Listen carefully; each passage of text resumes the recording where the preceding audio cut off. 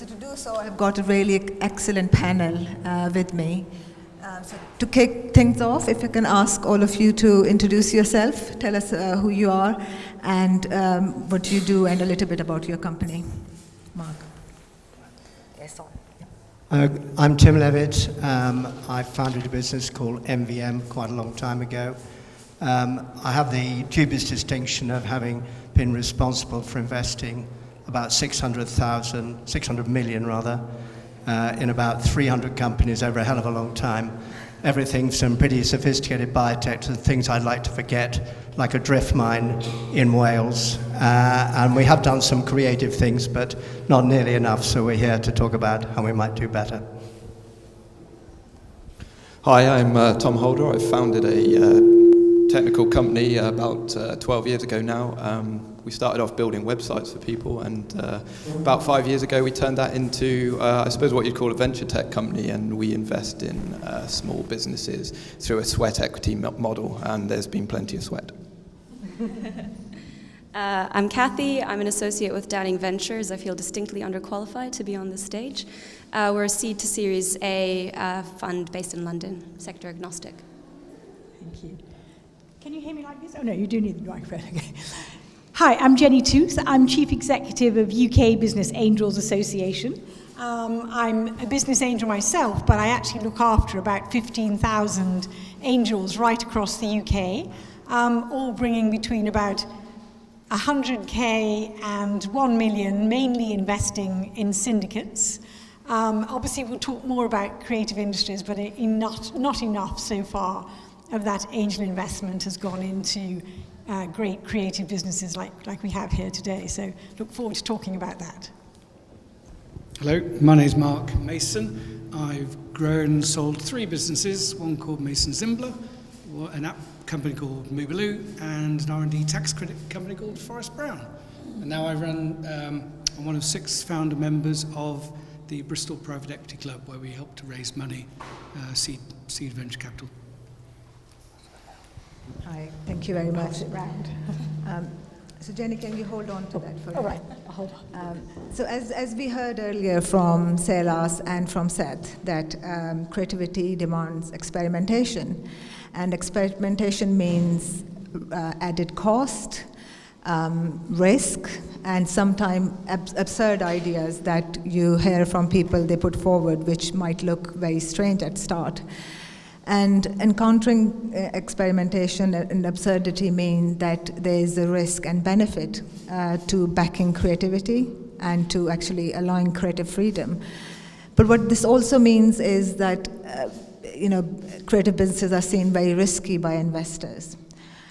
Can I ask the panel, and Jenny, if I can start with you, do you see that as a problem that you encounter as in your life? And what can we do to sort of address some of those issues? Yes, thank you. I think there is a fantastic openness among angels about what they invest in and the kind of businesses they back. But they also will have certain expectations of what they expect to see in the stage of that business when it comes towards them. And you will know, I'm sure many of you, that what angels really focus on is the people. So what we back are great entrepreneurs. And so I think that one of the biggest challenges for yourselves is really to be able to convey the fantastic business that you have been developing and to give us confidence that you can take that business right the way through to high growth. And I think that there's not been enough contact between angels and creative businesses to really understand you, to really understand your business models, and to really understand how we can have that great dialogue. And so I think there's been a lack of creative industries, businesses coming towards angels, and angels having enough stories to share about the success of the businesses that they've backed in creative industries. So I think it's about contact, dialogue, and therefore assumptions that are made at the moment because we don't know, angels don't know enough of you and have enough seeing of you. So I would just say it's not that we don't take risks. We take massive risks. We have great tax breaks that help us take risks. I'm sure many of you know about the Enterprise Investment Scheme, the Seed Enterprise Investment Scheme. But I think there's also a kind of a bit of a barrier at the moment where they make assumptions about your capacity and ability as great entrepreneurs. And that's what I think we all need to help address. And it's from the angels who need to have to address that, as well as the entrepreneurs, in my view. So the Bristol Private Equity Club, we've raised, we've only been going 2 years, but we've raised about $3.5 million for 13 different companies. And there's only been one, what I'd say, creative type, and it's Auroch Design, the games company. And the reason for that is nobody else has really approached us. And the reason I'm sitting here is because Caroline wants to get more of it happening. And it's not a lack of desire from our point of view. I mean, I personally do my own angel investing in agencies because I kind of understand that market. But there is an appetite for it. But people have got to come with the right business plans, and at the end of the day, it is about people, investing in people. But my investors, of which we've got 75 high net worth people in Bristol who want to put their money into Bristol, they want to make money out of their money. That's why they're doing it. So they've got to see an exit to these things as well.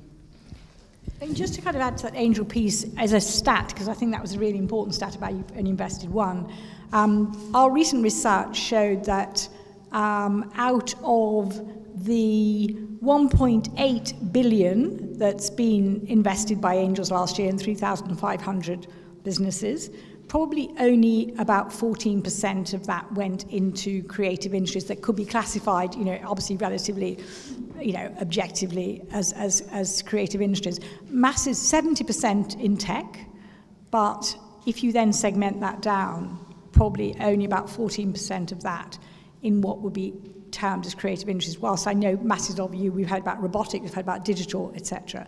But I think that stats, hangs very significantly, and only 12% of my community of angels last year, according to the British Business Bank's research, invested in the Southwest, let alone Bristol. So interesting stats.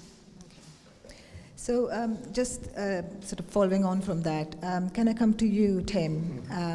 As Jenny and Mark said, there's no lack of desire in investing in creative businesses, but there's perhaps lack of understanding. So can I ask you how someone like yourself, who are quite generalist in their sort of choice of businesses, you will invest where you see appropriate. How someone like you, how on earth do you know what a good creative business is, and how would you, go forward and back that creative business? That's a pretty direct question.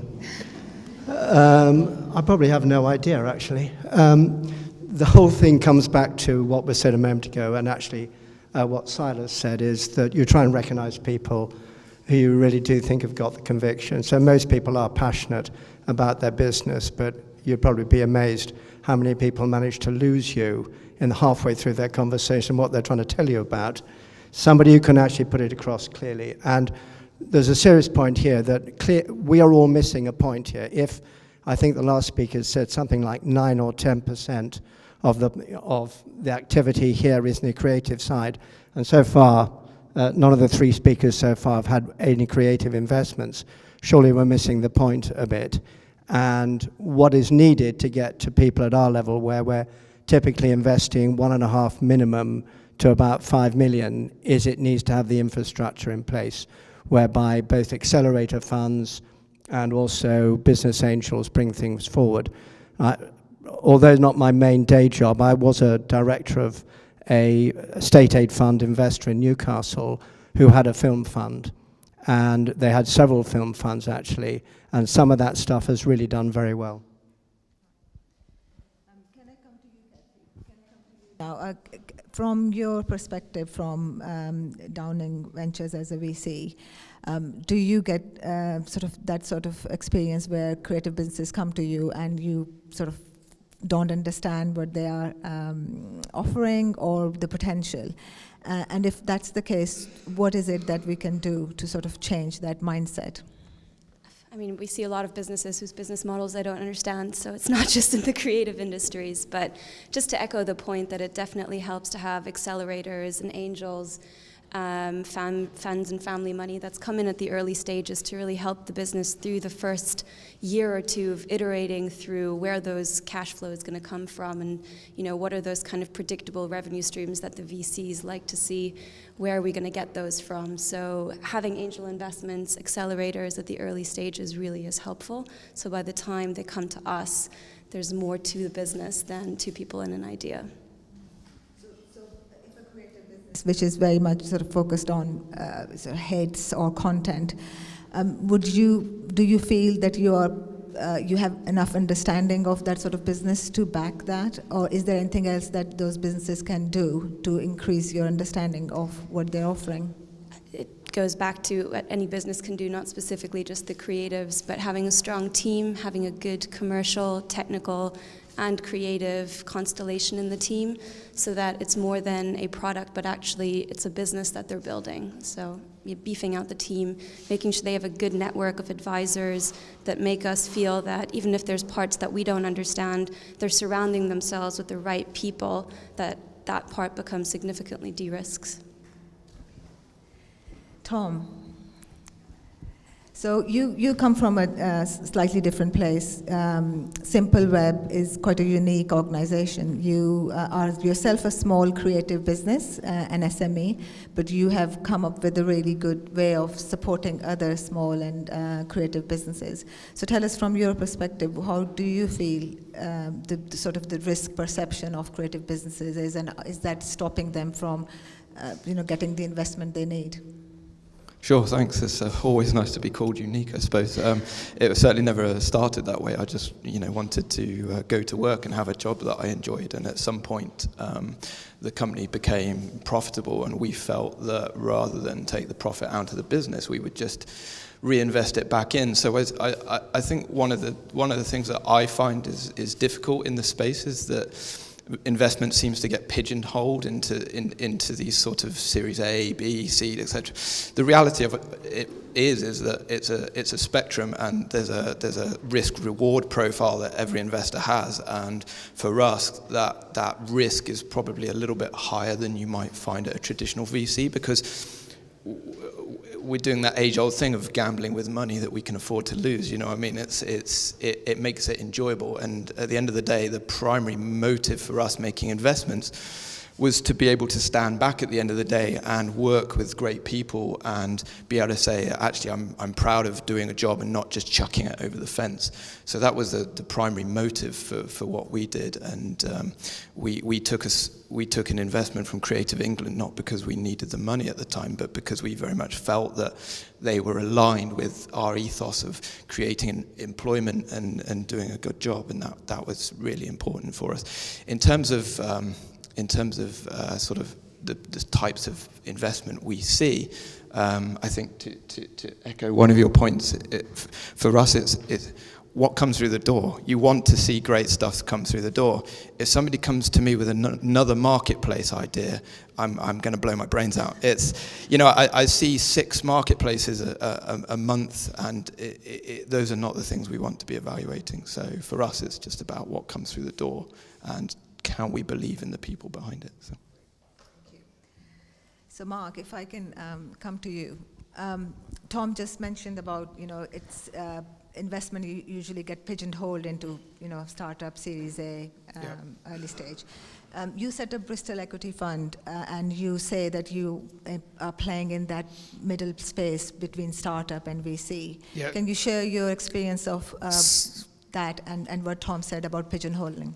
So BPEC, as it's called for short, was set up really because we saw a gap in the market for small companies, and what we help them raise is between 100 and 500,000, and this is through SEIS or EIS. So on the one side, we found companies couldn't find that sort of money. They were having to go to London to find that money, or not finding it at all, in fact. But also, we had all these friends of ours who are high net worth individuals who actually wanted to invest their money through EIS because it's such a tax efficient way of investing, but they didn't have a channel to do it through. So it was kind of, it's similar to a kind of Dragon's Den, but it's a bit more sophisticated than that. in the sense that we get 2 companies to present to our members, and generally we get about 30, 35 people turning up, and they present for half an hour, their pitch, and then basically members put their hand up, and people invest anything from 10,000 to 100,000, but we do it on the same basis. So we've found that kind of niche in the market. We don't like complete seed. We like companies who've got some revenue going through, ideally. I mean, technically we're called seed capital, but we like to see something going, and there's a huge demand for it, definitely.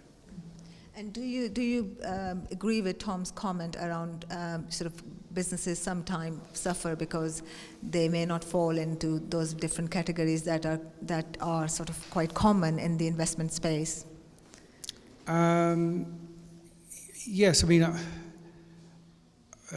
yes. Yeah. And I mean, do businesses should try and sort of align with those categories so that they can talk the language that investors are talking? Yeah, definitely. Creative businesses should. But we're not particularly looking for hugely sophisticated people presenting to us. We do invest in the individual and the passion of the individual and the fact they've got a good business plan, and they're not valuing their companies. We see a lot of people being stupid on valuations when the risks are quite high. But that's something we can kind of coach them through at the time. So Jenny, can I come to you? UKBAA has thousands of angels as members, and your experience with the angel community is amazing. Can you shed some light for the businesses who are sort of looking at angels as their source of money, and especially for creative businesses, what is it that they should sort of do and really focus on to attract angels who are sort of quite a different beast compared to VCs or trying to find money from other sources? I think the biggest issue here is and it's fantastic what Bristol Private Equity Group are doing, but there's just not enough of this angel community here in Bristol. You need lots of angels. What you actually need, and this is something obviously we're talking with Creative England about, is actually you also need to breed angels who come from the sector, who understand what you're doing. What angels invest in mainly is what they know, what they understand, and what they've experienced, because then they don't just bring money, they bring spark money, they bring help, they bring advice, they bring contacts, they bring introductions, so they know those markets. So you need angels who understand the business models of creative industries. And so one of the things we have to do is to literally breed, because angels is a bottomless pit, to be honest. There are people all around the country who can be angel investors, successful people with spare amounts of money, not huge amounts of money, spare amounts of money, and with time and experience. That's what you need. And so we need to breed the angels and lead angels, especially coming from the creative industries sector, who can mobilize, more investment around them, but who know a great deal when they see it and know how to help. So that's the first thing. The second thing is you actually need a critical mass. And that's why, obviously, here we've opened an angel hub alongside Engine Shed here in Bristol to give a focal point for people who want to invest and want to find entrepreneurs can come and find them, because you need to have visibility, you need to have transparency about angel investing. As entrepreneurs, you can't go ferreting round corners trying to find angels. You need to know where they are. You need to know their habits, that they have pitching events and what they're looking for and things like that. So creating opportunities for you to interface with angels is absolutely fundamental here. And so we need to build that critical mass. I mean, you've got some fantastic initiatives going on, and it's all about building an ecosystem, but encouraging people in this area to understand that they can invest and be part of an investment community, understanding tax breaks and understanding how to do it. So it's the flip side of helping all these businesses become investment ready, is also to help investors know how to invest in these businesses, but breeding people who understand these businesses is incredibly important. So, you as people will know other people who could be investing. You've heard from some successful entrepreneurs. Seth will be investing soon. He's looked after the 50K very well, haven't you, Seth?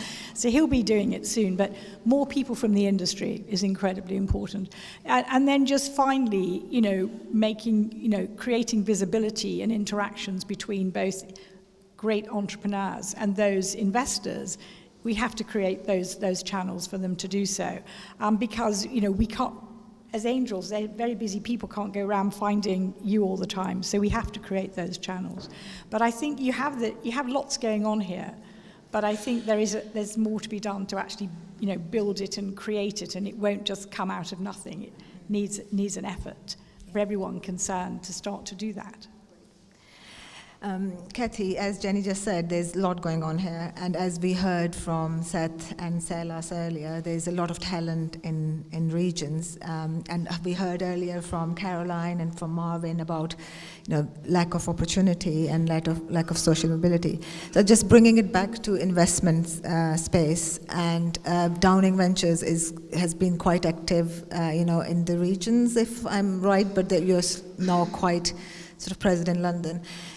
Tell me whether being not in London is a disadvantage to businesses, and especially to creative businesses, and do investors see that as something that they rather invest in a business that is based in London and easy and more accessible, or they're making an effort to go out and find businesses in the regions? I mean, I recently had a meeting with the Engine Shed. Brian is in the room today. I also met with the Set Squared community manager, and they were telling me that actually there's not that many investors who are coming out here yet, but it's slowly starting to pick up pace. We're active in the region. Some of our top performing companies are from Bristol. Open Bionics, who are just fantastic, are based here. So we come out here a fair bit, and we know some other funds that do as well, but I think there's a lot of room for growth. It is only a 1.5 hour train ride, but it is easier to hop on the tube and go across London. So are you at a disadvantage? Maybe a little bit, but do you want to be engaging with investors who make the effort to hop on a train? Absolutely. Yeah. So it's an advantage for us that there's only a few of us who bother. And Tom, as a business based in Bristol, do you find that a problem? Do you think that's a barrier to growth and to finding money that you might want to grow SimpleWeb? I mean, we've never taken investment, so to a large degree you'd have to ask the people that are sort of coming through our door trying to find investment. Although interestingly, I'm trying to fund a project at the moment, and I'm certainly finding that the fundraising exercise is totally different when you're on the other side of the fence. I think the thing that I've done over the last couple of years is that's really helped me is I've made small investments myself. And you can spend 50 quid going to town on a Friday night and blow it in the pub, or you could stay at home, watch some Netflix and make a small investment. And those small investments are really interesting because what you don't realize is that you're actually, even though you're never going to make a huge return, you're being taken along the journey of those companies. So I get probably 20 or 30 shareholder updates every few months. And you learn something from every single one of those. Some of those companies are London-based. Some of them I've just invested in one in Cornwall. These are all very small investments. But it helps me bridge the gap between being an investor on one side of, and just having my view on things, and then the companies that I'm potentially investing in. And I find that quite useful. Yeah. So Tim, so if I can sort of take that analogy of or difference between regions and London and sort of take it back to the attitude of investors, especially investing in creative industries across the Atlantic. We heard from Silas earlier that once they got the money from US, the attitude of investors changed very quickly. I've come across a lot of companies who would say, if we were based in America, or if we were based in Silicon Valley, we will have no problem raising money. Can you shed a bit of light on the attitude of investors investing in creative businesses, the difference between that attitude in America and in UK? There's general perception that the UK investors are less up for investing in the same way as they are in America. Yeah, I can't really answer on creative because I'm here to learn, actually. But I wonder how many venture people who claim to be venture capital funds there are in the UK. I'm not going to do this sort of rhetorical question bit, but we did some research on this, and to our complete and utter amazement, the number was 800. 800 people with money claiming to invest in venture capital in the UK. And if you'd done that 5 years ago, I think you'd have been hard pushed to find 50. This thing has absolutely exploded here. There couldn't be a better environment for high-risk, high-growth businesses to raise money. And with regard to whether you have to go to London or be in London to raise money, I also think that that is an anachronism as well, because places like Bristol, Manchester, Edinburgh, all the big cities now are getting pretty active, and this I've always perceived to be one of the top 3 or 4 in the country, alongside Edinburgh and Manchester. How much time have we got? We got no time? No. Okay, all right. So we run out of time, but we got a few minutes to ask some questions from the floor. If anybody has any burning questions for any of our investors, please raise your hands. No? Can I Kate, would you pass? Hi, thanks. Hi, I'm Thomasina Gibson. I'm a producer, director based in Bristol, very small production company, but we have made some really fab programs. I would like to ask, we've had a lot of conversation today, and thank you very much for your input about what people are looking for in general.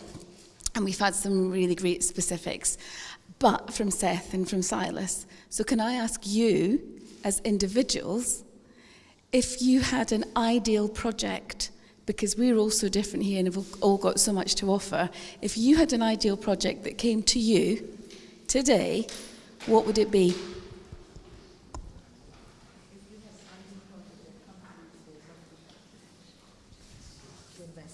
Very briefly, a very compelling entrepreneur who explains to us really clearly what it is that their vision is and how they're going to get there. Some proof that actually the content or the product you've got, there is a demand for, and a plan which can take you to the point where, for us, we would want to do multiple rounds of funding to take you all the way.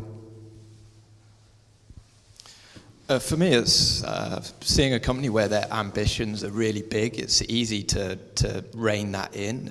You can't really inject ambition into somebody. So, I mean, I would have loved to invest in Reach Robotics. You know, I should be building robots. That's fantastic. But it's that kind of ambition that I think that I'm really keen to see.